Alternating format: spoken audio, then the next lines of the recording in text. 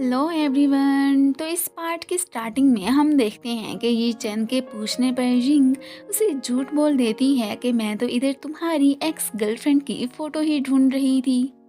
और फिर ये उसे कहने लगता है कि उसकी फ़ोटो मैंने यहाँ पर क्यों रखनी थी, चलो मेरे रूम में, मैं उधर ही दिखाता हूँ। एंड फिर उसे किस कर लेता है। ऊपर से मॉम आकर इसे इन्फॉर्म करती हैं कि तुम्हारी childhood sweet heart Kyaw Japan से वापस आ गई है। जिंग फिर क्याओ को लेकर इसे छेड़ने भी लगती है। वो अब इसे अपना बेडरूम दिखाने ले ही आया था और तब इसे इधर बिठाकर वो इसे मिरर दिखाने लगता है कि ये है मेरी एक्स गर्लफ्रेंड। ये देखकर जिंग स्माइल करने लगी थी। उसने स्टडी रूम में जाकर अपनी और क्याओ की फ़ोटो छुपा दी थी कि कहीं जिंग ये देखकर जेलिसी फील ना करने लगे। अब अगले दिन ऑफिस में क्याओ खुद ही ये चैन से मिलने आ गई थी। अब वो जब उसे अपनी गर्लफ्रेंड से इंट्रोड्यूस करवाता है तो तब उसकी शक्ल फिर देखने वाली थी। वो तो फिर भी जानबूझ के जिंग के सामने इसके क्लोज जाने की ट्राई करने लगती है और फिर बाद में बाकायदा उसे अपने लिए कॉफ़ी लाने भी भेज देती है। अब ये चैन के लिए उसे इसका कहा मानना ही पड़ गया था। ये मैडम जानबूझ के उसे अपने ऊपर गिराती भी है एंड हॉट कॉफ़ी कहकर चिल्लाने लगती है। ये चैन भी थोड़ा सा यिंग को डांट देता है कि तुम्हें एहतियात करनी चाहिए थी ना। वो अब इस बात से सैड हो जाती है कि इसमें भला मेरी क्या गलती है। पीटर के साथ मिलकर आज वो काफ़ी ज़्यादा ड्रिंक भी कर बैठती है कि ये चैन को तो मेरी फीलिंग्स की ज़रा भी परवाह नहीं है। ऑफिस में भी वो इसे इग्नोर कर देती है। ये नकचड़ी फिर से ये चैन से मिलने ऑफिस ही आ गई थी। इसका पाँव कम्प्लीटली ठीक तो हो चुका था, लेकिन ये चैन के सामने फिर भी इल होने का नाटक करने लगती है और ये बात जिंग को बिल्कुल भी अच्छी नहीं लगी थी। वो तो अब इसे सबक सिखाने का फुल प्लान बना लेती है। अब पीटर तो इसकी जेलसी देखकर स्माइल ही करने लगा था। इधर हमें ये भी पता चलता है कि कंपनी की इन्वेस्टिगेशन रिपोर्ट पीटर को ही चाहिए और वो इसकी इस काम में हेल्प ही कर रही थी। डैड से रिवेंज लेना तो अलग बात थी। अभी तो वो क्याओ के लिए कॉफ़ी लेकर आती है एंड साथ में व्हील चेयर भी कि तुमसे चला नहीं जा रहा तो इस पे बैठ जाओ, और जानबूझ के अब उस पे कॉफ़ी गिरा देती है।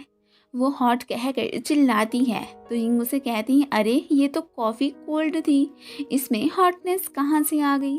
अब इधर ही अपनी टांग पे कॉकरोच बैठा देखकर वो तो फौरन से उठ खड़ी होती है और गुस्से में फिर वहाँ से चली भी जाती है। जी चैन को तो पता चल गया था कि इसने ये सब जेलिसी में आकर ही किया है और वो फिर इसे बताने लगता है कि मैं तो जस्ट अपने नए प्रोजेक्ट की फेवर लेने के लिए ही क्योंकि इतनी केयर कर रहा था।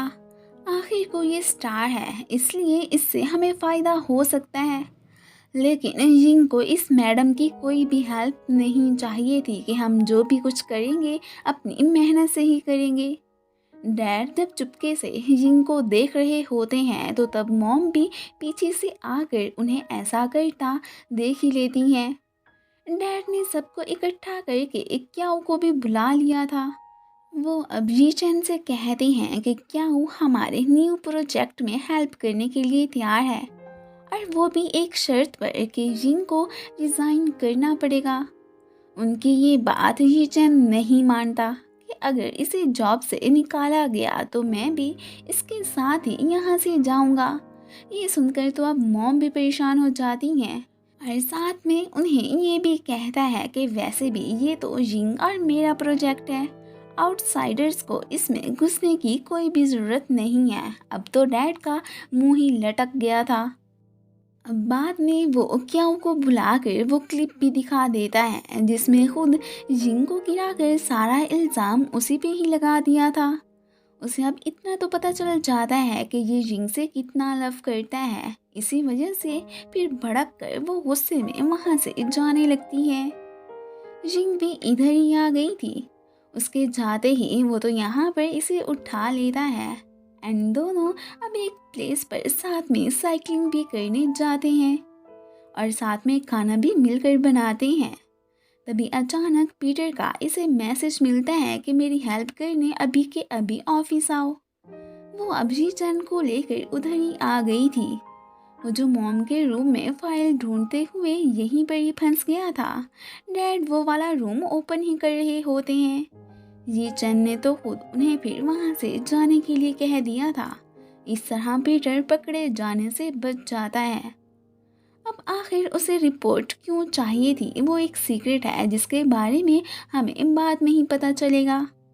अभी तो जिंग उसे ये ढूंढ कर देने के लिए तैयार थी। अब अपने प्लान के अकॉर्डिंग वो तो रात को जी चैन को लेकर एक बार में जाती है और उसे काफ़ी ज़्यादा ड्रिंक भी करवा देती है। एंड बाद में उसे घर भी छोड़ने आ गई थी। वो जो इतना टुन था, भला इसे कैसे यहाँ से जाने दे सकता था। इसी वजह से वो तो अब यहाँ पर रिंग से अपना लव कन्फेस करके इंटीमेट भी हो जाता है। और फिर अगले दिन वो रिंग को एक बहुत ही ब्यूटीफुल रिंग देकर शादी के लिए प्रपोज भी कर देता है। रिंग तो इस बात से काफ़ी खुश हो गई थी। दोनों ने ही एक दूसरे का लव एक्सेप्ट कर लिया था। इनकी शादी के हक में तो डैड बिल्कुल भी नहीं होते और ये दोनों इस बात से परेशान हो जाते हैं कि अब हम क्या करें।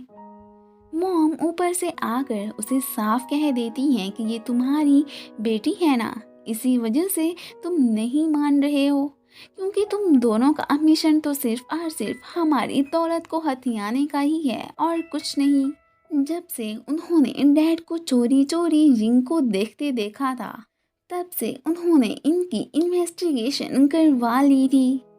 वो अब तो यही समझ रही होती हैं कि जोहो की तरह ये लड़की भी इसी कंपनी पर कब्जा करना चाहती है। अब डैड से तो बदला लेने का वक्त आ गया था। वो इन बातों से कैसे मुकर सकती थी। इसलिए ये चैन के पूछने पर उसे झूठ बोल देती है कि हाँ बिल्कुल, मैं तो डैड के साथ ही मिली हुई हूँ और ये कंपनी हथियाने ही इनके साथ ही आई थी। तुमसे तो मैं बिल्कुल भी लव नहीं करती हूँ। ये कहकर वो तो अब वहाँ से चली जाती है और इसकी बातों से ये चैन काफ़ी हर्ट हुआ था। इधर डैड को भी मॉम ने घर से बाहर निकाल ही दिया होता है कि अब तुम्हारा यहाँ पर कोई भी काम नहीं है। एंड इसी के साथ ही ये पार्ट ख़त्म हो जाता है। Thank you for watching.